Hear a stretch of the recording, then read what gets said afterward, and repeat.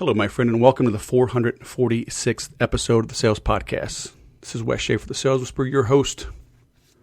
So great are the psychological resistances to war in modern nations that every war must appear to be a war of defense against a menacing, murderous aggressor. There must be no ambiguity about whom the public is to hate. The war must not be due to a world system of conducting international affairs, nor to the stupidity or malevolence of all governing classes, but to the rapacity of the enemy. Guilt and guilelessness must be assessed geographically, and all the guilt must be on the other side of the frontier. If the propagandist is to mobilize the hate of the people, he must see to it that everything is circulated which establishes the sole responsibility of the enemy. That's from Falsehood in Wartime, containing an assortment of lies circulated throughout the nations during the Great World War. And I know what you're thinking, Wes, I thought I was tuning into the Sales Podcast. What the heck is this war stuff? 2 episodes ago was Deep Survival. Now today you're talking about lies in war. I don't get it. That's exactly why I'm doing this. For those of you that may be new to the show, may be new to me, I went to the Air Force Academy, graduated in 92, spent 5 years on active duty, spent a year in South Korea, spent a year in Southern California, deployed a couple of times to the United Arab Emirates, spent about 2 years teaching at Keesler Air Force Base in Biloxi. So my background is in the military. Didn't do anything crazy. I was a weatherman. But I've studied this stuff, and I've studied human nature. I've studied leadership. And, of course, I've studied sales and marketing. What they all have in common is, can you lead people? Can you persuade? Can you connect with them? Can you identify what makes them tick? Can you find that itch and scratch it? Can you find that need and fill it? The reason I bring up books like this, and we're going to spend this episode going through that, is that it applies in business, but it applies in what's going on in the world today. And it's always going on. I first kind of stumbled across this about a year and a half ago. I was prepping, really almost 2 years ago now, I was prepping for my talk in Slovenia. And I got into persuasion and what kind of bridges the gap, if you will, between societies and cultures and nations and continents. And I started running across this. And this whole propaganda literally goes back to World War I. I've got another book I'll do eventually on literally the inventor of it in the U.S. and how after World War I, they're like, what do we do with this? We've got this skill, this ability. What do we do? How it was applied to business and how it is being used in business and how it's also being used in government against us to this day. You need to be aware. In all of my sales training, all of my mentoring and coaching, all of my programs, the ultimate goal is to give you the psychological strength, the backbone, the guts, the intestinal fortitude to stand your ground, to be completely present in the moment of sales battles. Okay? And I say that not because I want you to do battle with your prospects.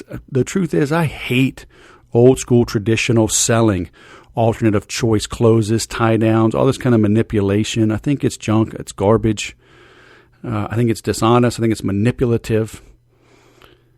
I'd prefer you to sort, sift, and separate. I'd prefer you to disqualify your prospects. Put yourself out there. Let those that resonate and connect with you naturally be drawn to you and enter into a mutually beneficial deal. Okay, that's ideal. But the reality is a lot of our prospects, really all of them at one time or another, to one degree or another, have been abused. They've been mistreated. They've been beaten down, beaten into submission on one deal, and now their defenses are up. They're pissed off. They're They're agitated. They're irritated. They're going into battle. They don't know you. They don't trust you. They don't like you just because you're a salesperson. So you need to understand, I've always said we must enter the conversation going on in the mind of the prospect. We've got to understand their state of mind. We have to adjust how we sell to match how they buy. That's our job. So going through a deep dive into how nations literally lied to all of us, France, Italy, Germany, Great Britain, United States, how they all lied. They lied to their own people. They lied about others. It's crazy. And it happens everywhere to some degree or another. And that's the unfortunate part. I worked for a high-tech company in a very short time in 2002, and they would ship empty boxes at the end of a quarter or end of the year, and then ship the finished product when they could make it, so they could realize revenue at the end of a quarter into that reporting period, so it wouldn't hurt their stocks. I've seen stuff like that throughout the years. It's crazy, and I remember hearing stories from my dad in the 80s about things in business, what he was allowed to do, what he wasn't allowed to do. I heard crazy things about the 90s. I missed all of those in the high-tech world. I got into high-tech at the peak, just didn't know it was the peak in summer of 2000. But guys spending $10,000, $20,000 at strip clubs, taking high-tech, big communication companies out and entertaining them. So, there's crazy stuff all over. So you need to understand the breadth of it, the how just prevalent it is, and so you can defend yourself from it. Okay, and so this falsehood in wartime. It opens up with saying, falsehood is a recognized and extremely useful weapon in warfare. And hey, you've heard many say, in business is all's fair in love and war, right? You hear about corporate espionage. We've got this COVID-19 going on. There's some people that aren't going to make it, some companies that aren't going to make it. Will they stoop to new lows? Some will. Yes, you've heard all the stories of the Great Depression and financiers and bankers and whatever committing suicide. They lost everything. I think we're at war right now in politics. There are those that hate Trump, those that love Trump, those that love Obama, hate Obama. How will they manipulate things in business? And that's why I think you need to listen to this. That's why I think it's applicable.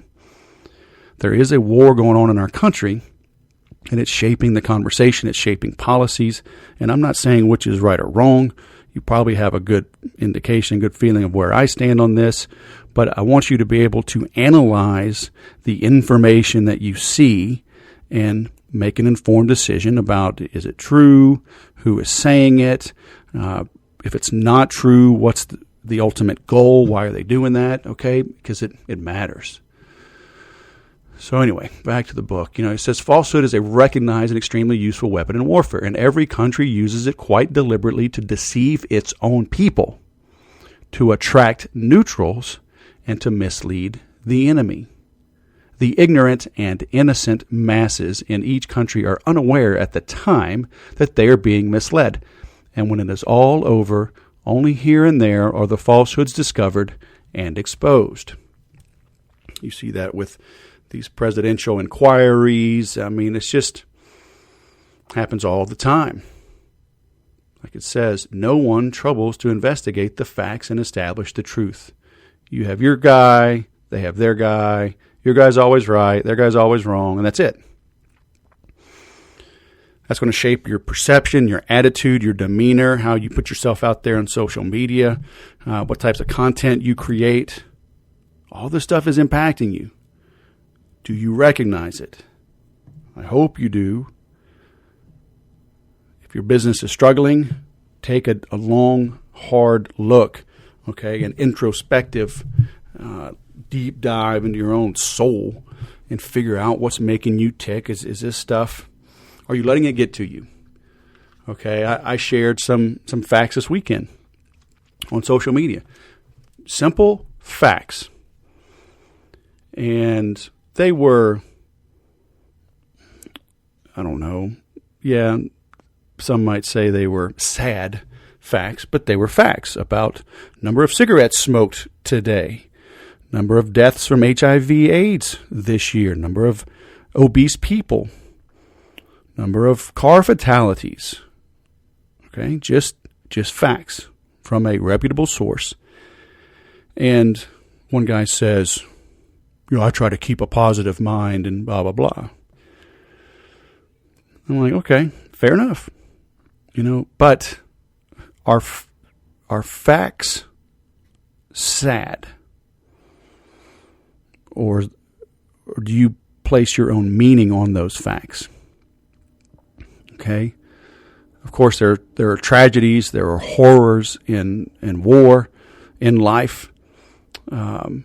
So it still they're just facts. What meaning do you place on it? And what actions will you take once you have knowledge of those facts? Will you wither up and die? Will you crawl in a hole? Will you pull back? Will you lash out? Or will you strengthen your resolve to ensure those kind of numbers don't happen again? I'm afraid too few do that part. Talking about, man, but his habit of lying is not nearly so extraordinary as his amazing readiness to believe. It is indeed because of human credulity that lies flourish. The deception of whole peoples is not a matter which can be lightly regarded. Look, the people that figured this out as early as World War I have applied this skill to business. They've been telling us which laundry detergent to buy, which car to drive, which candidate to vote for 100 years, over 100 years. And if you think you are not falling victim to this, as they say in the South, well, bless your heart. You've probably overpaid for just about everything and probably missed your numbers for a long, long time. All right? In the book, they say these people, they cannot afford to tell the truth. In some cases, it must be admitted that at the moment, they do not know what the truth is. The psychological factor in war is just as important as the military factor. I'd say the same thing in sales. Your psychological factor, your makeup, how your attitude affects your altitude. I love what Zig Ziglar said that this whole positive thinking, it won't help you do anything, but it will help you do everything that you do better. So, what are you telling yourself? How are you letting the news, the media, the government, your competition, how are you letting them impact you? As it says in here, people must never be allowed to become despondent. I've said this so many times. The object of war is not to destroy the enemy. The object of war is to take away their will to fight. All right? The same thing in business. I want my competition to not even bid against me. I want them to just go, oh, heck, the sales whisperer's in there. Never mind. Let's go after some other deal. You have to make sure that's not happening to you. All right? You've got to turn this around. You've got to stay strong. Like it says here, the public can be worked up emotionally by sham ideals. A sort of collective hysteria spreads and rises until finally it gets the better of sober people and reputable newspapers. I would argue there are very few reputable newspapers anymore, but I digress. What are the reputable sources out there? Where are you getting good, reliable information from? And are you a good, reliable source of information? Do you check your sources? Do you dig in and make good comparables? I've made a fine living by doing us versus them type of comparisons in technology, HubSpot versus Infusionsoft, Entreport versus HubSpot or versus Infusionsoft, etc. People trust me now. They come to me. They know I will give them an honest assessment of where they are and which technology stack is in their best interest, which one would serve their needs. People know the truth when they hear it. Okay, are they hearing it from you? So from the book, they should realize that a government which has decided on embarking on the hazardous and terrible enterprise of war must at the outset present a one-sided case in justification of its actions. Facts must be distorted, relevant circumstances concealed, and a picture presented which by its crude coloring will persuade the ignorant people that their government is blameless. Maybe your company is blameless. Their cause is righteous, and that the indisputable wickedness of the enemy has been proved beyond question. A moment's reflection would tell any reasonable person that such obvious bias cannot possibly represent the truth. You see this all the time when the Ford guy gets laid off, and the next thing you know, he's selling Chevys, even though he used to bash Chevys. You see that all the time. But the moment's reflection is not allowed. Lies are circulated with great rapidity. The unthinking mass accept them, and by their excitement sway the rest. Are you swaying the rest? Are you part of the rest? Are you allowing yourself to be swayed? Again, people trust me because even when I was 100% in the Infusionsoft boat, I would talk about their shortcomings. Okay, yes, I would beat up the competition, but I would admit where Infusionsoft came up short. It's just like in marketing on social reviews, they say don't go delete or try to have the negative, the one-star reviews removed. Just leave them. Obviously, assuming it's sporadic, it's very few, because you can't please everybody. There's always an idiot out there, and so having a few naysayers proves that you're human, that you're real, and how you handle them shows your character. Okay, so, but again, don't be swayed. Just seek the truth. Understand, things like confirmation bias. Understand where you might be gullible, where you might be liable, where you might be vulnerable. And then shore up those areas, that information, okay? Because it talks about here, this form of self-deception, which involves the deception of others, is fundamentally dishonest. Well, that goes without saying. But, governments will try to justify themselves. But like it says, they quite willingly delude themselves in order to justify their own actions. I see this in business all the time. Overlooking their shortcomings, downplaying them, ignoring them, and saying just because, I don't know, you have a better CEO or you have a better mission, you care more about people, then your issues are fine. It's like, well, maybe they're not. So there's this sort of national wink. Everyone goes forward, and the individual, in his turn, takes up lying as a patriotic duty. In the low standard of morality which prevails in wartime, such a practice appears almost innocent. I've seen that so many times in business. Well, the other guys, they're dishonest. They use sweat labor overseas, so we got to do that just to keep up. Really? In this book, this guy was, I think he was English, actually, and he was reviewing this from England's standpoint, and he says, England exemplifies the depth of degradation to which public opinion sinks in a war atmosphere. Whew. We know that such clever propagandists are equally clever in dealing with us after the event as in dealing with the enemy at the time. What do they call that? Gaslighting, virtue signaling. How much are we being lied to? And sometimes, when you tell a big enough lie long enough, you begin to believe it.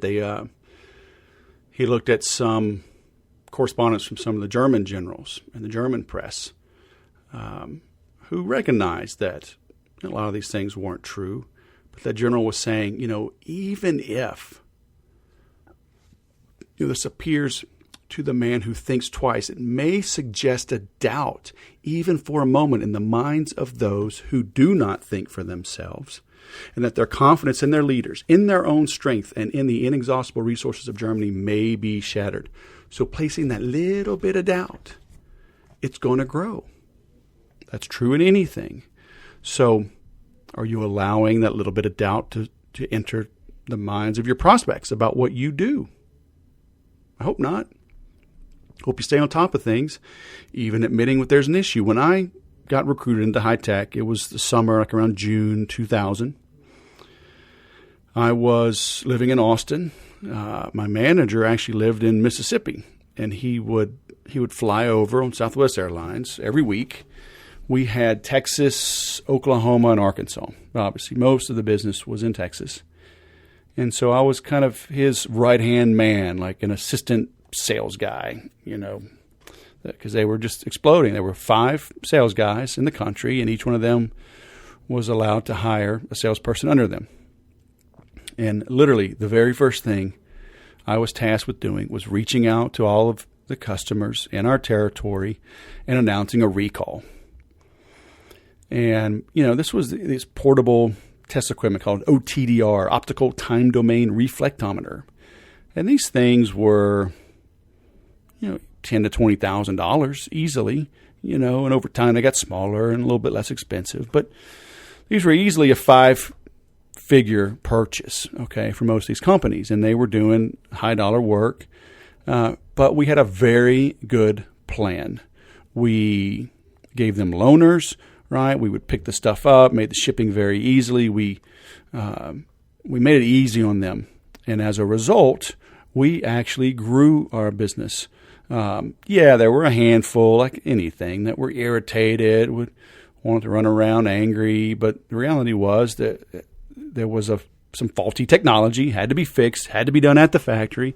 But, if you're driving a sedan and we give you, a Rolls Royce to replace it while we fix your sedan, are you really going to be that upset? Or do you really have a right to be mad? I know you got stuff in the ashtray and you got your napkins in the door, you got everything in a certain place and your glass cleaner. I know you have your routine, but at the end of the day, really, you're giving something nicer.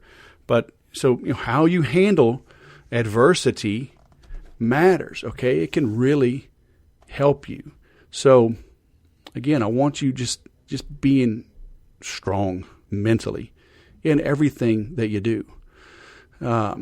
You talk about there must have been more deliberate lying in the world from 1914 to 1918 than any other period of the world's history, except for now. But I digress. As long as the peoples are armed against each other, there will be lying statesmen, just as there will be cannons and machine guns. So, you know what? We're always armed against each other. I think many of our leaders, presidents want to be wartime presidents. So many politicians.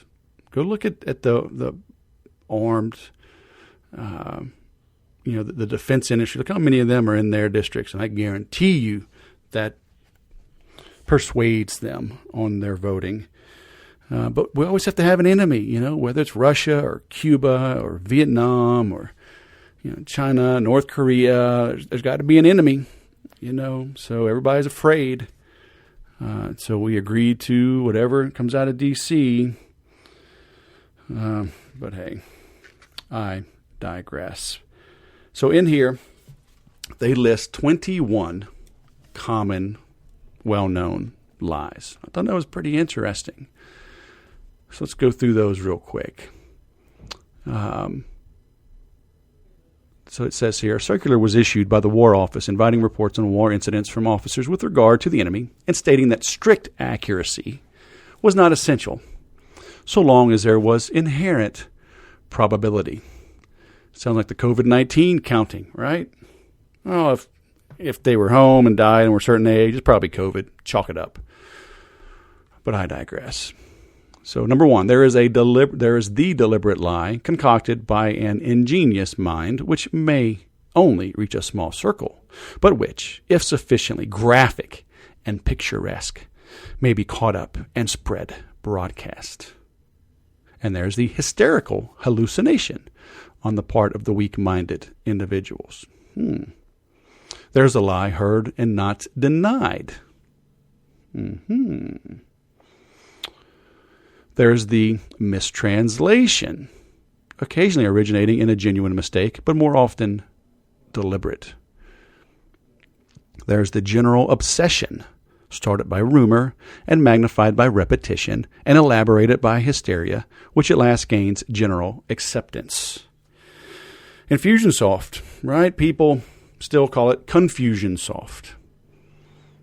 And it did, and it still does chap my ass when I hear that. I would tell people in no uncertain terms, the issue is not with Infusionsoft. Yes, they have some imperfect software. Yes, they have been slow to develop it and add new features, update the base code. Yes. But the campaign builder that they have, I think, is the easiest tool in the market. Yes, it takes some getting acquainted with, but what doesn't?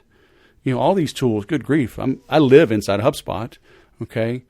Now, its power makes it confusing because it can do so many things, and Infusionsoft is very powerful.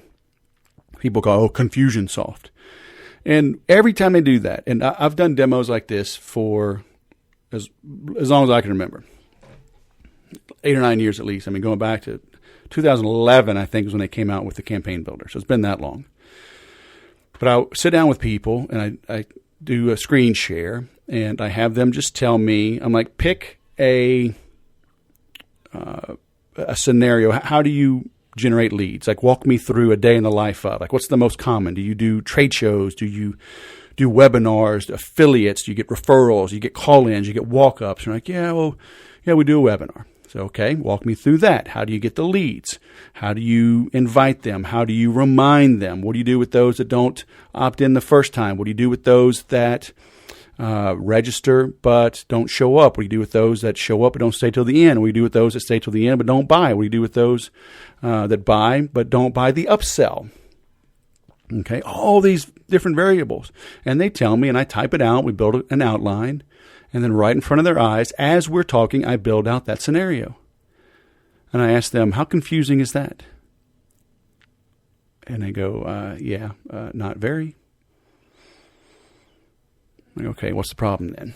Well, what would keep you from buying this software from me right now, right here, today? And the answer is nothing. But I digress. There is the deliberate forgery, which has to be very carefully manufactured. And hey, good grief, we're seeing these now, right? These deep fakes and whatever. And I just saw one today. A guy emails me this thing on Obama, at like the United Nations. I'm like, dude, it's fake. It took me like 30 seconds to look that up. Oh, thanks, man. I knew you would know. I'm like, come on. Look, people want to be lied to. They want to believe that their enemy is just the worst thing ever, and that justifies whatever they think, whatever they feel, whatever actions they take. It's like, rarely is it that extreme. Number 7, there's the omission of passages from official documents, of which only a few of the many instances are given, and the correctness of words and commas in parliamentary answers, which conceal evasions of the truth. So you'll see that in business. Maybe you've done it. You've omitted a little something about your software, your consulting, your warranty. Don't do it. Okay? And they call it, I forget the exact name, but it's like exaggerating the truth or accentuating the flaws. Similar yet different, right?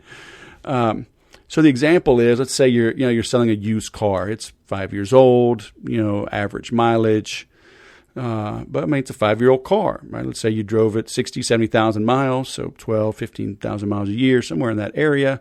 So about normal, not high, not low. And, you got maybe some road rash curb rash on one of the rims. So in your ad, you talk about it, smogged, clean title, cold AC, blah, blah, blah, recent oil change. But you put, bad road rash on passenger side rims. And you take pictures of it. And, you accentuate the negative. And then people come and they see, and maybe like one time you kind of nicked it and it's only on the front tire. The back's like perfect. People think, oh man, if that was, they got, this isn't bad at all. Man, this car's in great shape. And they think if they're saying that this is so bad and it's really not, then golly, everything else is perfect on this car. Okay. So it's accentuating the negative. So the same kind of thing. That's a good thing to do. Don't do the opposite, okay? Number 9, there is deliberate exaggeration, such, for instance, as the reports of the destruction of the Louvain. So they talk about how, in this example, that, I'll just read it. The intellectual metropolis of the Low Countries since the 15th century is now no more than a heap of ashes. Press Bureau, August 29th, 1914. Louvain has ceased to exist. The Times, August 29th, 1914. As a matter of fact, it was estimated that about an eighth of the town had suffered. So an eighth of the town had some bomb damage, whatever. But that's not the whole thing, right? So, but you see that all the time as well. Number 10, there is the concealment of truth. And they quote, don't want to hear about any good Germans.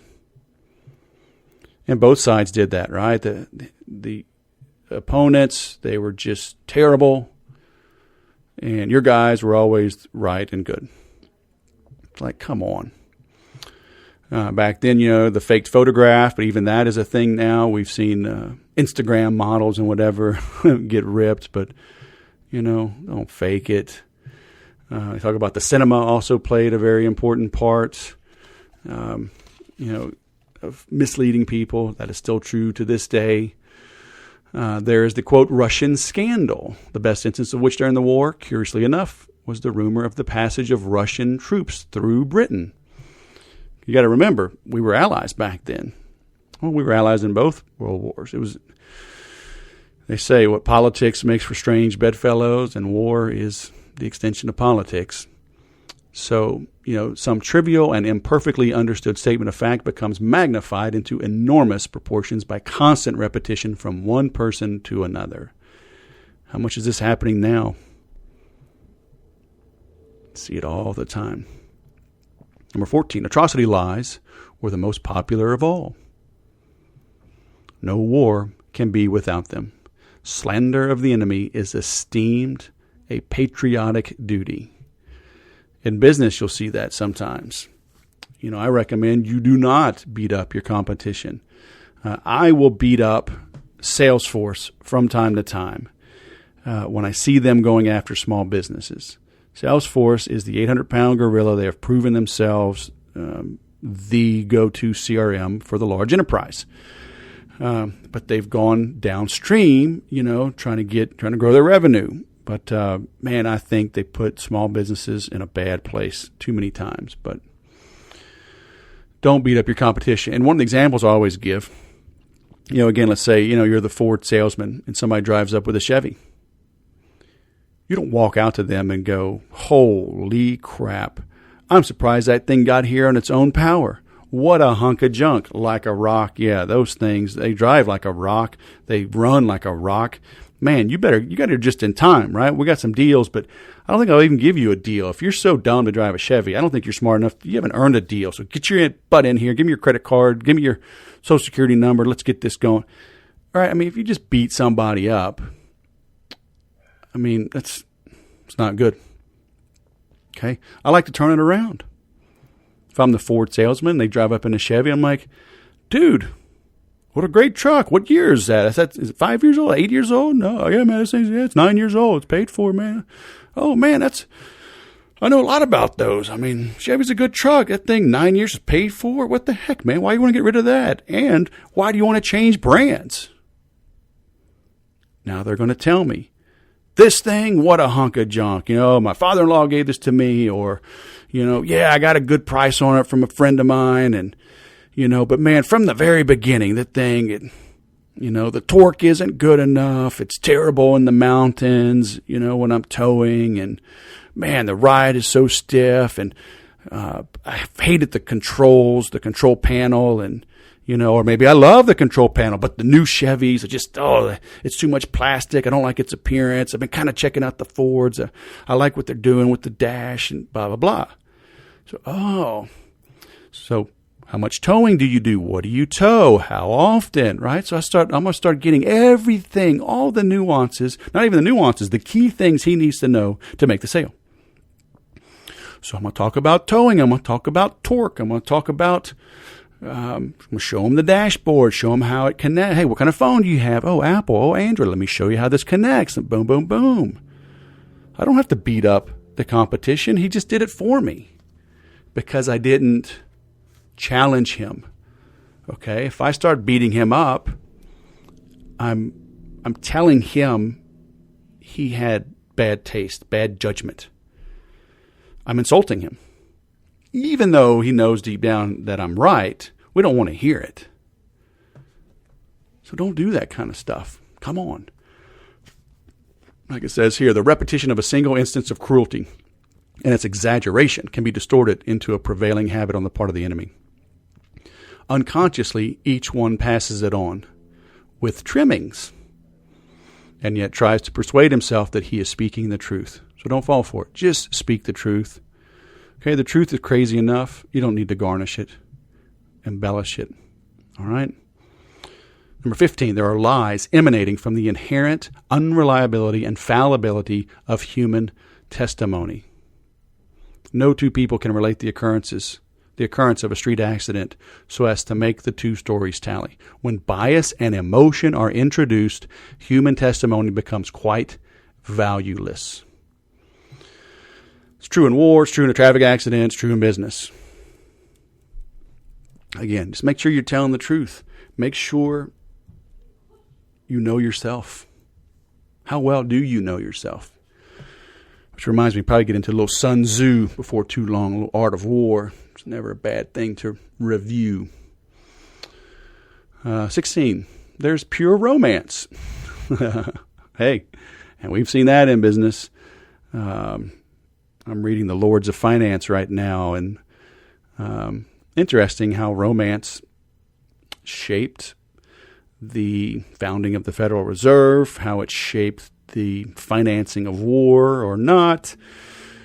Affects everything. Affects, the testimony. General Flynn we saw was just released and his record expunged, maybe based on the testimony of some FBI lovers. But see it all the time. There are evasions, concealments, and half-truths. So it's kind of related to 15. Right? There's official secrecy, which must necessarily mislead public opinion. Yeah, and there's secrets all the time. You're working on a new release, a new software update, whatever. Obviously in the government, military, we've got to have secrets. There are bad people out there that do want to hurt us. But how much does that really apply to you? How much do you really have to keep secret? And in sales, working with HubSpot, Infusionsoft, Entreport, and over all the years, I don't talk about roadmaps. Okay, unless it's like coming out this quarter and it's reliable. I'm selling what I have. Far too often, companies they'll miss their release dates. So I'm not going to embellish anything. Oh yeah, that key feature. Oh man, that's coming out next month. Everybody that orders right now, they're going to get that option thrown in for free. That's a $5,000 upgrade. That's a 10% upgrade. Blah blah blah. No, don't do it. All right, don't do it. So not only is it, a secret, but it just doesn't help you in that case. All right. So, they give an example of what kind of treaties existed or did not exist between England and France, and there was a lot of deception going on there that really, the more I read this, the more I realize France, England, even Russia, even Italy. They had a lot more to do with the First World War than just Germany. All right, everybody, the victors write the history books, but Germany was not 100% at fault. They were kind of goaded into it, and some dominoes were set up to make things get real big real fast, and it wasn't all on the German side. There is sham official indignation. Kind of interesting. Depending on genuine popular indignation, which is a form of falsehood, sometimes resorted to in an unguarded moment and subsequently regretted. The first use of gas by the Germans and the submarine warfare are good instances of this. Contempt for the enemy, if illustrated, can prove to be an unwise form of falsehood. There was a time when German soldiers were popularly represented cringing with their arms in the air and crying, "Kamerad," until it occurred to press and propaganda authorities that people were asking why, if this was the sort of material we were fighting against, had we not wiped them off the field in a few weeks. So, they were trying to paint the Germans as just weak, right? Not very good fighters. So they're like, okay, then we should have beaten them already. What's going on? Then you're caught in a lie. So, not good. There are personal accusations and false charges made in a prejudiced war atmosphere to discredit persons who refuse to adopt the orthodox attitude towards war. So you can do that as well. What do you mean you're not using Infusionsoft? What do you mean you're not using Stripe? What do you mean you're not using the blue and the pink sheets, the Miller Hyman? Come on. And finally, there are lying recriminations between one country and another. That's the obvious, right? Just flat out, straight up lies. A good deal depends on the quality of the lie. You must have intellectual lies for intellectual people and crude lies for popular consumption. But if your popular lies are too blatant and your more intellectual section are shocked and see through them, they may, and indeed they did, begin to be suspicious as to whether they were not being hoodwinked too. Nevertheless, the inmates of colleges are just as credulous as the inmates of the slums. Pretty interesting, huh? So, and that's just the introduction. And not even through with the introduction. They give a lot of examples of things that people believed. Talking about Germans chopping the hands off of orphans in Belgium that made the rounds all the way into the U.S., all the way to California. There were stories of priests being stabbed dozens of times, crucified with bayonets, not true. Got into the Lusitania. That was quite interesting. That was one of the things that led the U.S. into war. We were shipping millions of rounds of ammo in the Lusitania. We denied it, right? It was, look how bad and greedy and mean and cruel the Germans are. We got to go fight them. And it was a lie, right? We were shipping armaments in a passenger vessel. Crazy times, folks. So it's good to keep an eye on the government because they're keeping an eye on us. But again, I want you to just understand things that are going on. We don't live on an island. We don't live and function in a vacuum. It's hard to sometimes recognize even the impact that things are having on you. But if you find yourself stressed out, grinding your teeth, migraines, shoulder pain, chest pain, stomach pain, can't eat, maybe all you want to do is eat, can't sleep, maybe all you want to do is sleep. You find these kind of things going on, right? No energy to work out, no energy to stay at the job, keep getting after it. You need to take a closer look and say, all right, how social media impacting you? The news, are you just grinding away? This whole fight or flight thing, is it keeping your cortisol levels high because you're just stressed out, you're angry? Wear a face mask, don't wear a face mask. Stay home, don't stay home. Protest, don't protest. The government's right, the government's wrong. Trump is right, Trump is wrong. How is that impacting you? You need to understand this. And you need to understand that most of what you hear is probably either a lie or certainly embellished certainly been polished and manipulated a bit. All right. And do you need to become an expert on the news and all these facts? No. You just need to become an expert on understanding how this news and these facts and these stories are impacting you. How's it impacting your family life, your faith, your fitness, your finances, your friends? Okay? Look, we're being manipulated, like it or not. Like they say in poker, if you don't know who the patsy is at the table, it's you. So if you haven't analyzed this, analyze it, okay? It's a good book. It's a short book, 192 pages, I think, and I only got through the first 25. Lots of examples from many countries, okay, around the world, certainly the main players in the war. But nobody was innocent in that thing, and it continues to this day, okay? And it's being applied in business. So I just want you to be strong. Okay, I want you to live to fight another day. I want you to have the courage to ask hard questions, to stand your ground, to negotiate a better deal for yourself, because it matters.